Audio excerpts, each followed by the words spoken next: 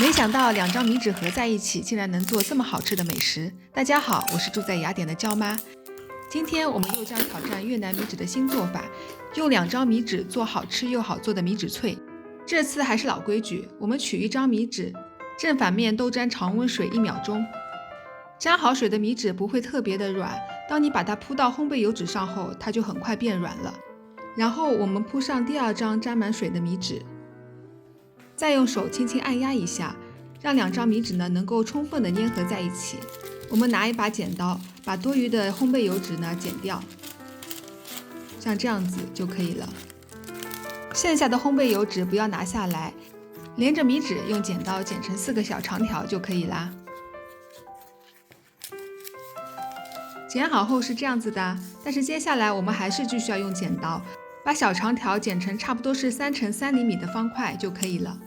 这里要注意的一个点是，不要剪得太小，太小的话，一会儿烘烤的时候米纸不容易鼓起来。剪好的米纸可以先放在盘子上面，叠放也不要紧，因为它下面有1张油纸，可以起到防粘作用。在准备烘烤前呢，我们把米纸底部的烘焙油纸揭掉，然后放入空气炸锅里面。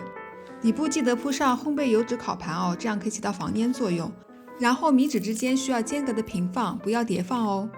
最后呢，我们在米纸的上面涂抹1层油，涂这层油呢是非常关键的。一会儿米纸在烘烤的时候，油可以让米纸起到更好的酥脆效果。由于米纸的分量实在是太轻了，烘烤的时候呢容易飞起来，所以我们在上方还要再压一个烤架，这样就不用担心烘烤的时候米纸飞起来啦。放入空气炸锅后呢，我们设置温度为185度，烘烤时间为2分钟。2分钟后呢，我们就可以取出米纸了。这个时候呢，会有一些米纸可能马上已经膨胀了，有部分米纸可能还没有膨胀，那么再延长1分钟烘烤。但是你会发现，除了第1锅烘烤可能不太完美，但是第2锅、第3锅、第4锅之后，你发现每一次的烘烤都像这个样子，表面都已经膨胀了。最后我分批烤，差不多烤了5锅才烤完。